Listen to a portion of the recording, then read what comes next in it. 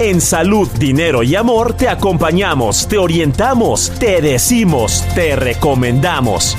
Por el Heraldo Radio. Ya nos acompaña el doctor Marco Montel. Él es infectólogo. Muy buenas noches, doctor. Qué gusto saludarte. Buenas noches, un gusto. Al contrario, doctor.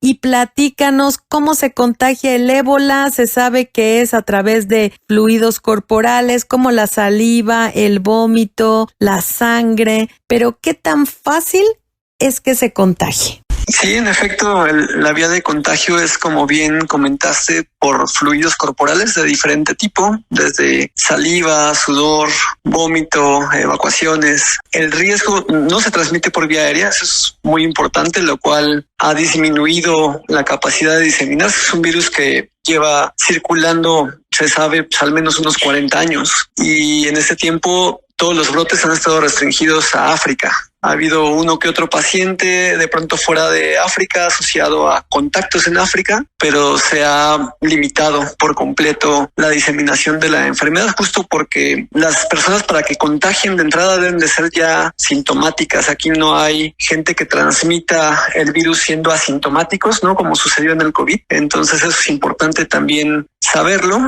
lo cual disminuye el riesgo de transmisibilidad. Y de acuerdo al comportamiento de las últimas décadas, donde los brotes, varios brotes que ha habido, se han quedado siempre en África, las posibilidades de que este brote salga de África son muy, muy bajas.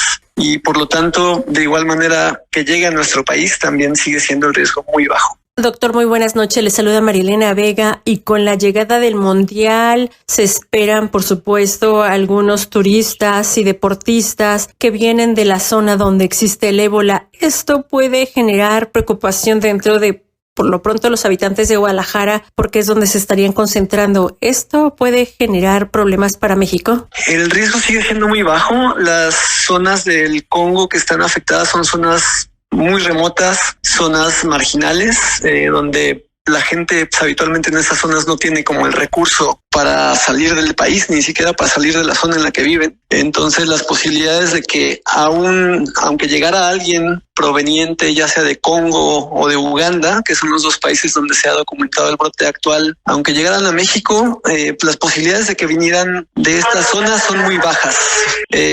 Hace un par de días salió un comunicado de que se iban a restringir las entradas por vía aérea a México de personas que vengan de estos dos países. Entonces pareciera que eso va a disminuir mucho la afluencia de ciudadanos de estos países. Y aunque llegaran por otra vía, porque el comunicado dice tal cual vía aérea nada más, el riesgo es muy bajo, ¿no? Por las condiciones de la zona en la que se encuentra el brote. Doctor, dices que se puede contagiar por la saliva, o sea, esto podría ser a través de un beso, de si tomamos en el mismo vaso. ¿Esa podría ser una forma de contagio? Sí, es correcto. O es decir, un beso, ¿no? Incluso a través de un objeto, porque de hecho se recomienda no tener contacto directo, por ejemplo, con las sábanas de los pacientes que ya están con la enfermedad. Entonces, a través de secreciones en objetos, estornudo, también por ejemplo, se puede llegar a contagiar. Un estornudo demasiado estridente que genere gotitas de saliva. Tendría que estar muy cerca la persona enferma para tal cual salpicar de saliva a otra persona, ¿no? Porque realmente por vía aérea no se transmite. Doctor, y ya que estamos pues a próximos días de ser el Mundial, ¿hay algún virus, hay alguna enfermedad que este tipo de eventos internacionales en los momentos que vivimos le preocupen? No, realmente fuera de el ébola, que pues deberíamos de preocuparnos muy poco, no dejar de tomarlo en cuenta específicamente en gente que venga de estos países o que llegara a arribar de estos dos países. No hay como algún otro brote por algún virus en particular que represente como un peligro para los mexicanos con la esperada llegada en las próximas semanas de gente de todo el mundo, ¿no? Realmente no hay algún otro brote documentado que nos tenga como en alerta. Doctor, entonces, bueno, para la población, para las personas que nos están escuchando, que incluso viven en la zona de Jalisco México deben de estar tranquilos. Esta selección de la República Democrática del Congo va a estar, por supuesto, bien monitoreada. Se van a restringir los accesos. Las fiebres hemorrágicas, doctor, hay 4 que son verdaderamente mortales, obviamente el ébola y el marburgo. ¿Cuáles son los síntomas? Hay 2 fases. Hay una fase inicial que da síntomas como muy inespecíficos, le llamamos, ¿no? Porque hay muchas enfermedades que lo pueden dar, que es malestar general, cansancio, dolores musculares. Puede haber fiebre también.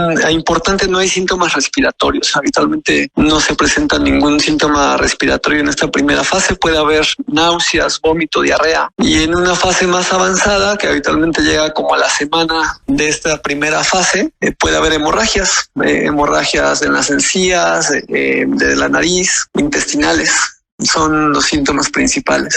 Doctor, nos preguntan que si en estos momentos o en estas épocas de mucho calor, altas concentraciones que vamos a tener por el mundial, ¿hay alguna medida o algunas medidas que tengamos que tomar para evitar enfermedades, a lo mejor virales o de otro tipo por la misma circunstancia ambiental? Pues no es una época de mayores enfermedades virales. Habitualmente pues en invierno son mucho más prevalentes las infecciones de vías respiratorias de origen viral. En tiempos de calor son más frecuentes las infecciones gastrointestinales. Hay algo de incidencia de intoxicaciones alimentarias, que ahí es recomendable que pues los alimentos que se consuman sean en lugares como bien establecidos, no evitar como comidas de puestos callejeros en general, o que la higiene no luzca como adecuada. Es ahorita la mayor incidencia en infecciones gastrointestinales por alimentos en mal estado, que es favorecido por tiempos de calor. Doctor, ¿y el COVID-19 cómo se está comportando? ¿Cómo cerró el 2025 y cómo inició el 2026? Al cierre del 2025 a la baja, definitivamente a la baja. No tengo la cifra exacta de total de infecciones, pero comparado con años previos, a partir de que se dio como por terminada la pandemia hace unos 3 años, pues ha ido a la baja, y la verdad es que no se sabe con mucha certeza, porque en la actualidad COVID se comporta como cualquier otra infección respiratoria, como una gripe común. Entonces se están haciendo muy pocas pruebas. Se hacen pruebas prácticamente a gente grave, que es rarísimo que alguien esté grave por COVID en la actualidad. Te puedo decir que en hospitales públicos del país, quizás el año pasado habrá habido pocas decenas de casos en todo el año, que son rarísimos habitualmente en pacientes con inmunosupresión, ¿no? Defensas muy bajas por alguna otra condición de salud. Pero en gente sana, COVID, cuando llega a afectar, da síntomas leves, como una gripe cualquiera. Entonces se cree, porque no lo tenemos con certeza dadas las pocas pruebas que se hacen, que es muy poco prevalente en la actualidad, y los pocos casos que hay dan síntomas muy leves que no son como de preocupación. Doctor, entonces no hay ningún problema ahorita de alerta en cuanto al ébola o algún otro virus de frente a este mundial. ¿Algún consejo que le pudiera dar a nuestros amigos radioescuchas? Los cuidados generales que deberíamos de tener siempre, creo que no estamos en un momento, a pesar de ese brote que es muy lejano del ébola, de tomar alguna precaución diferente de las que deberíamos de tomar cotidianamente, como son en la parte de consumo de alimentos, cuidar que sea en lugares higiénicos, como locales bien establecidos, por un lado.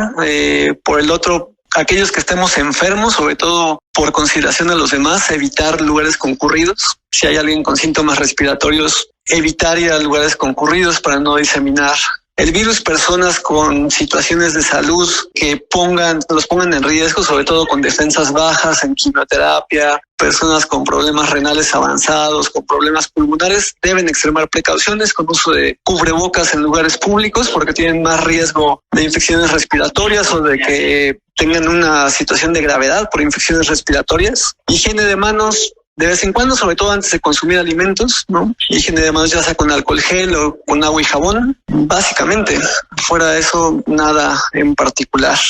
Pues ahí están, amigos, a seguir previniendo, a tener calma con el tema del ébola y, por supuesto, a seguir monitoreando nuestra salud. Muchísimas gracias, doctor Marco Montiel, infectólogo. Gracias por esta explicación, estos comentarios y por su siempre disponibilidad para Salud, Dinero y Amor. Gracias y buenas noches. Con todo gusto, buenas noches. Gracias. Seguimos aquí en Salud, Dinero y Amor con más información por el Heraldo Radio. Ellas te apasionan. Salud, Dinero y Amor por el Heraldo Radio. Ya, amigos, seguimos en Salud, Dinero y Amor. De los temas prioritarios son los movimientos que se hacen en materia económica, 2 años de este primer gobierno. ¿Cómo nos está yendo y qué dicen los números? Para platicar del tema nos da muchísimo gusto saludar esta noche a Ernesto O'Farrill, presidente de Bursamétrica, un gran economista y analista en la materia. Ernesto, buenas noches, qué gusto saludarte. Hola, ¿qué tal? ¿Cómo están? Muy buenas noches, Marlena y Romina. Muchas gracias, con el gusto de saludarte, Ernesto. ¿Cómo estás viendo, cómo viste estos 2 primeros años del gobierno de la presidenta Claudia Sheinbaum? ¿Cómo estamos en materia económica? Bueno, tratando de hacer un balance, destacaría como positivo la excelente administración que se ha tenido en la deuda externa. O sea, sí, constantemente hay operaciones en las que el gobierno recompra bonos que están cerca de vencimiento y lanza nuevos bonos a más plazo, a mejor tasa, y entonces el perfil, digamos, del portafolio de deuda del gobierno federal pues viene fortaleciéndose. Ese sería uno de los logros que destacaría. Por otro lado, si revisamos lo que ha estado pasando recientemente con la balanza comercial, aunque no tiene mucho que ver con acciones dentro del control del gobierno, pero lo que estamos observando es realmente impresionante. Simplemente en abril, en la balanza comercial, el rubro de las manufacturas no automotrices creció el 45% anual. Es decir, con todos los movimientos de aranceles en el mundo, los que está imponiendo sobre todo el presidente Trump a China, pues México está teniendo una respuesta impresionante en este rubro particular de las manufacturas no automotrices, pero el conjunto de exportaciones está creciendo a tasas arriba del 30%. Y entonces estamos confirmándonos como el principal socio comercial de la economía más grande del mundo. Creo que es otro logro a destacar en estos últimos Ernesto, 2 años. Muy buenas noches, te saluda Romina Román y discúlpame que te interrumpa, pero me llama la atención este logro que mencionas en materia de deuda. ¿Por qué entonces Moody's le bajó la calificación? ¿Hay algo que ellos, junto con Fitch, que están viendo y que están considerándolo como un foco rojo? Porque estamos ya en el límite de que nos quiten el grado de inversión. Están bajando hasta el mismo Banco de México las expectativas de crecimiento para el país. ¿Por qué esta visión que tienen algunos especialistas, algunos analistas que están muy optimistas, y por qué está en el otro extremo los que sí están preocupados y los que están viendo ya focos más que rojos de alarma? Bien, acabo de destacar dos logros que se ven en esta administración en materia económica, pues no realmente responden a acciones de gobierno, sino que pues así está sucediendo con la economía mexicana. Pero pues sí, si nos vamos a ver, los focos rojos son varios y son muy graves, ¿no? En primer lugar, destaco que el crecimiento económico pues es realmente pobre.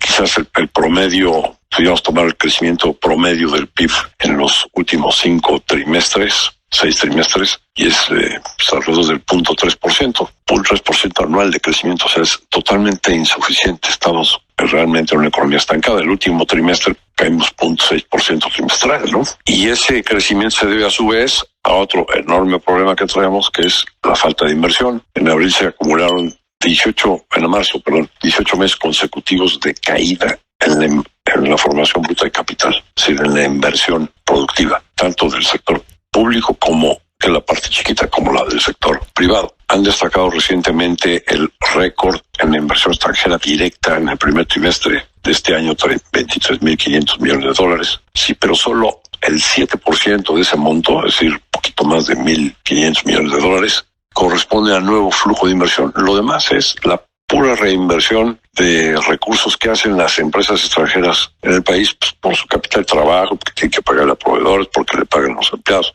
Reinversión es el 94% de la inversión extranjera. Solo el 1% es nueva inversión. Pues todavía se vive un clima de incertidumbre muy fuerte. Y la principal preocupación es lo que ha pasado con Pemex, donde se le han metido más de $500 millones y la empresa sigue debiendo 75,000 millones de dólares, sigue generando pérdidas de más de 40,000 millones de pesos el primer trimestre. Sigue sin pagarle a proveedores. Se le deben todavía a los proveedores y contratistas 20,000 millones de dólares. Y esto está generando cada vez más siniestros, más fallas en las refinerías, derrames, incendios, etcétera. Y sobre todo que la producción de crudo venga para abajo, que la exploración de nuevos yacimientos prácticamente se anula. Y entonces estás teniendo también caídas en las reservas probadas de crudo, pero también estás cayendo en refinación, en producción de refinación. Entonces, realmente está un fuerte problema ahí, que a su vez está generando que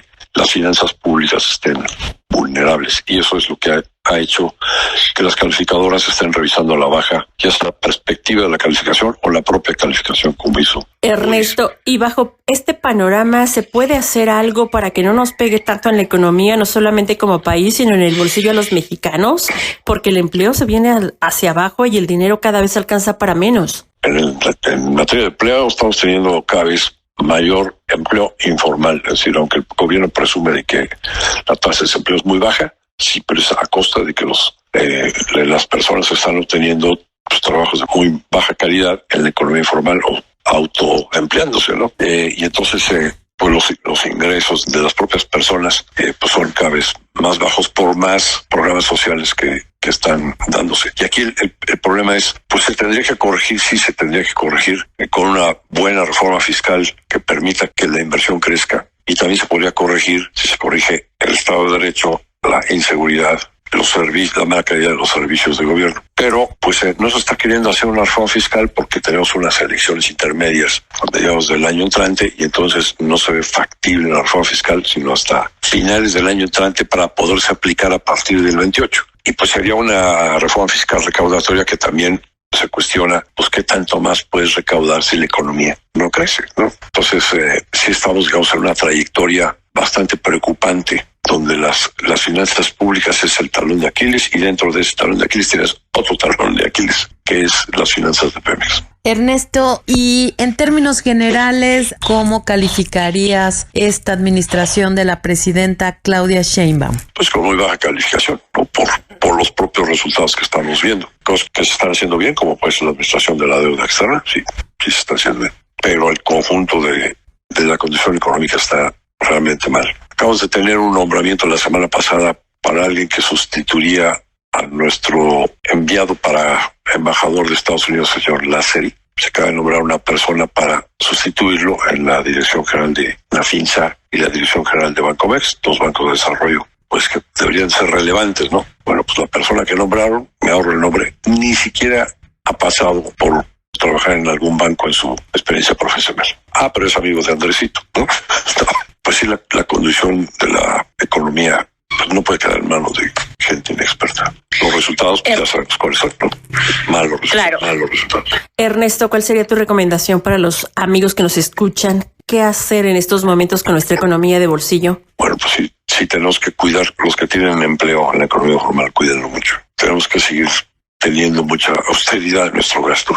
Las cosas pueden ponerse más negativas en el futuro, ¿no? Pues muchísimas gracias, tienes razón, las cosas pueden ponerse todavía peor de lo que ya han estado en este primer semestre del año, en donde las empresas y los trabajadores se han visto en una situación verdaderamente complicada. Y como bien dices tú, Ernesto, desafortunadamente uno de los grandes balances y de las grandes conclusiones es que muchos de los cargos relevantes están en manos de personas improvisadas, como por ejemplo el caso de la banca de desarrollo Nafin Bancomex, que no ha servido prácticamente para nada. Vamos a seguir en contacto contigo. Muchísimas gracias, Ernesto O'Farrill Santoscoy. Él es presidente y director general de Bursamétrica, además uno de los mejores economistas y analistas que hay en el país. Muchísimas gracias, Ernesto. Gracias a ustedes y un saludo a su amable auditorio. Muchísimas gracias y quédense con nosotras que vamos con nuestro comentario final. El comentario final competencia y el servicio de taxis, de plataformas a los usuarios de cualquier terminal aérea, no solamente Ciudad de México, Guadalajara y Monterrey, porque el servicio es malo en todas las terminales y el costo del servicio de los taxistas actuales es altísimo, un monopolio que no parecen darle salida a la competencia, a lo que los usuarios definan si son muy buenos y su servicio es excelente, pues que le entren la competencia como todos le hacemos. Ojalá que así sea, ojalá que las autoridades definan ya, porque estamos a días de recibir más de 5 millones de usuarios, de turistas, y no se van a dar cabida los taxis tradicionales. Ojalá que esto no se vuelva un caos y lejos de ser un país que refleje y que puede atender eventos internacionales, se vuelva esto un caos. Muchísimas gracias por acompañarnos, Romina Román.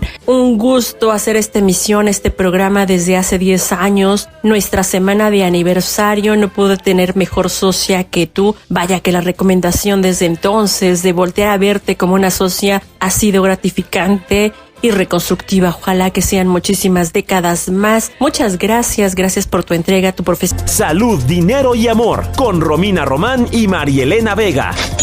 Sigue teniendo una excelente noche por el Heraldo Radio.